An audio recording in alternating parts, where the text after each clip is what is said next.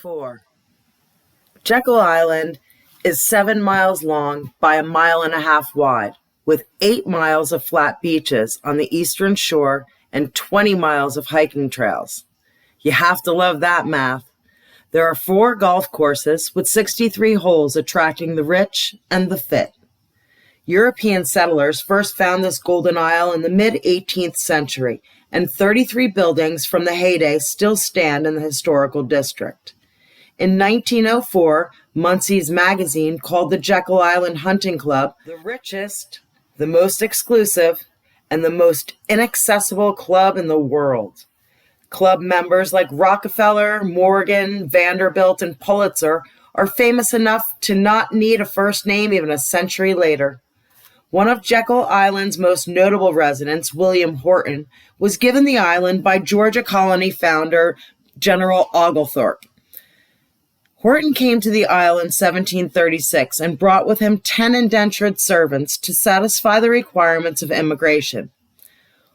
Horton grew his plantation and eventually succeeded James Oglethorpe as British major to the troops at Fort Frederico on neighboring St. Simon's Island. Feeding the men who were defending the coast from Native Americans and Spaniards was big business at the time, evident by the size of Horton's home. The Horton House still stands on the island nearly 300 years later.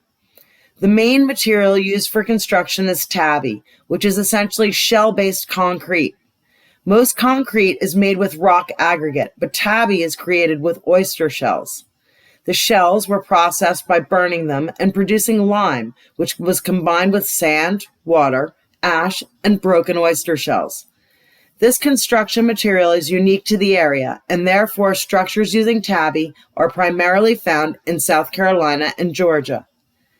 This golden isle is a slice of heaven, rich with culture, beauty, history, and heritage.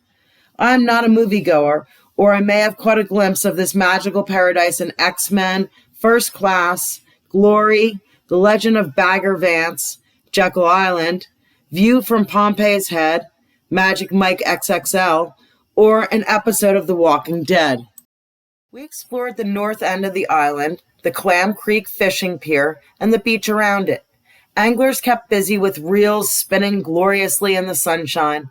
Coastal Georgia is creel-filling casting ground for redfish, spotted sea trout, flounder, jack crevalle, tarpon, sharks, and tripletail. Hunterdon waded in the water with toes hunting for shellfish goodies while I walked the shoreline searching for shells. My search turned to recovery within moments of reaching the water's edge. I had come upon the motherlode of abandoned casings. The entire beach was littered with piles of bleached, pearl-bearing beauties begging to be turned into crafty creations. I planted my cheeks firmly atop the layers of separated bivalve mollusks and feasted my eyes on the treasure trove surrounding me. It was supposed to be pouring rain, but once again to my pleasure, the weatherman had failed to make an accurate prediction. The bright sun lit the showplace of specimens, all free for collecting. I have been crafting with nature's bounty for almost 5 decades, and this is a find that I will never forget. Hunting and foraging are innate needs for me and often exceed my desires for adrenaline and serotonin explosions.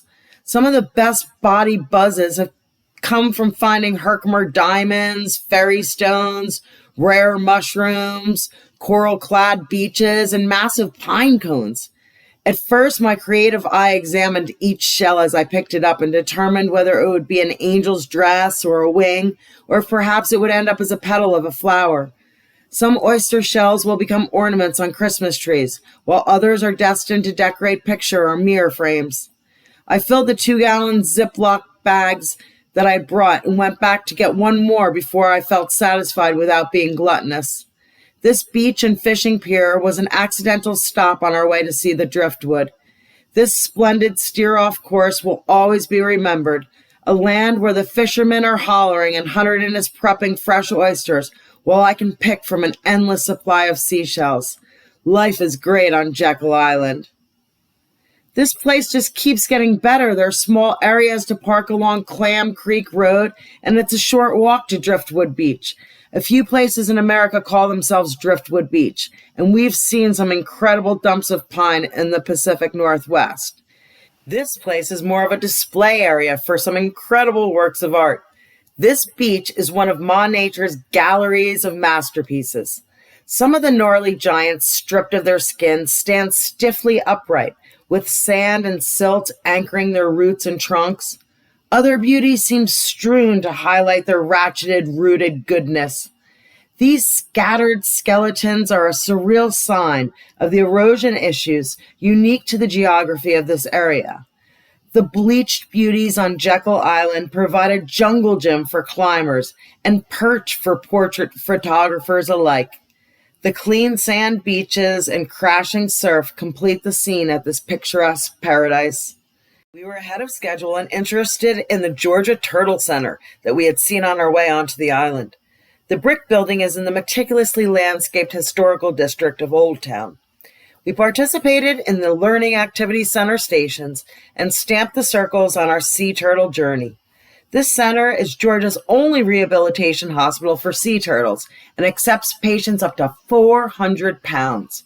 Upon hearing that many of the clients are here for cracked shells, it's hard to keep from thinking what it would be like to run over one of these enormous prehistoric speed bumps.